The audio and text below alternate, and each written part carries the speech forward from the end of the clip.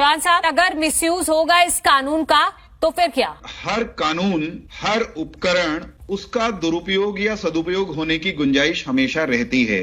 कानून के संदर्भ में हमेशा जब कानून बनाया जाता है तो ये सुनिश्चित हम करते हैं कि उसका दुरुपयोग न हो, उसके लिए उसके भीतर इनबिल्ट सेफगार्ड कुछ निर्धारित कर दिए जाते हैं। जहां इनके विधायक चिल्ला रहे हैं कि कानून नहीं होना चाहिए, इसमें ये खतरा है, वो खतरा है, वहीं पर खड़े होकर आदरणीय मुख्यमंत्री जी ने ये कहा कि कानून का दुरुपयोग न हो किसी भी कीमत पर, उसके लिए इनबिल्ट इनहेरेंट सेफगार्ड्स दिए गए हैं। सवाल यह है कि इन्होंने कानून का विरोध करने के लिए, केवल विरोध के लिए विरोध करने की ठानी तो इन्होंने उसमें दिए गए सेफगार्ड्स को भी, उनकी भी अनदेखी कर दी और उनके होने को भी इन्होंने नकार दिया। आज से पहले अपराध, संगठित अपराध, आतंकवाद, इन सबको से निपटने के लिए और इनके बदस्वरूप के साथ निपटने के लिए देश की संसद ने भी और राज्यों ने भी अलग अलग कानून बनाए हैं।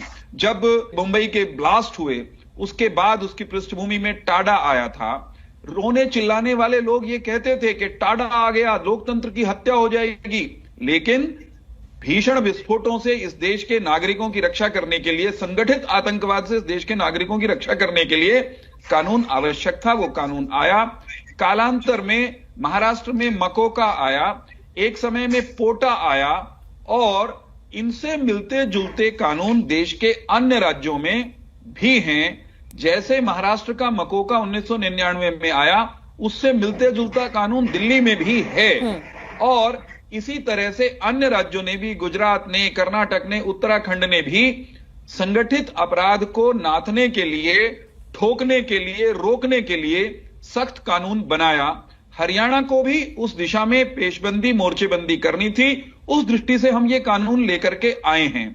मैं कांग्रेस के दोमुहेपन का केवल प्रमाण दूंगा, वो स्वीकार नहीं करेंगे, मुझे मालूम है। मकोका हमारे हरियाणा के हकोका से मिलता जुलता कानून है, कुछ प्रावधानों में अंतर हो सकता है क्योंकि वो पहले का बना हुआ है।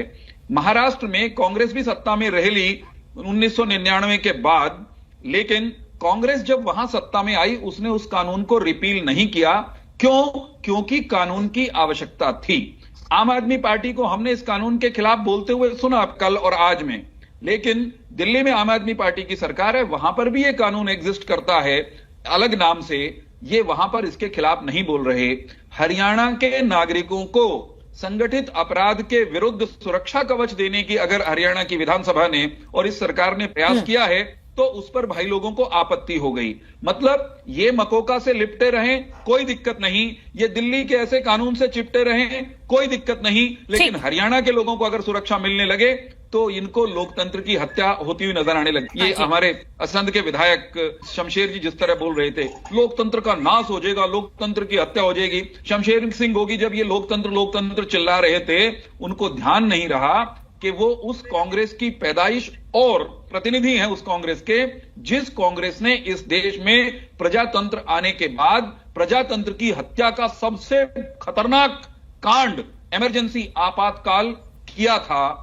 जो कांग्रेस प्रजातंत्र की खुलेआम हत्या करने की आरोपी ही नहीं, सजा याफ्ता हो, जनता ने भी जिसको सजा दी हो, उस कांग्रेस के विधायक ये कहते हैं कि प्रदेश की सुरक्षा के लिए कानून लाया गया है, उससे प्रजातंत्र की हत्या हो जाएगी। कांग्रेस के विधायक कहते हैं पुलिस कौन सा दूध की धुली है। हाँ। अरे भाई, पुलिस से अगर कोई गलती हो जाती है तो क्या सारी पुलिस को आप अपराधी घोषित कर देंगे?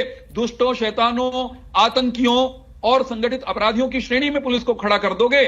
ठीक है। पुलिस और अपराधी में इनको अंतर ही नजर नहीं आता। ये अपराधियों के पक्ष में जाकर के खड़े हो जाते हैं, केवल इसलिए क्योंकि इनको भारतीय जनता पार्टी का और हमारी सरकार का विरोध करना है।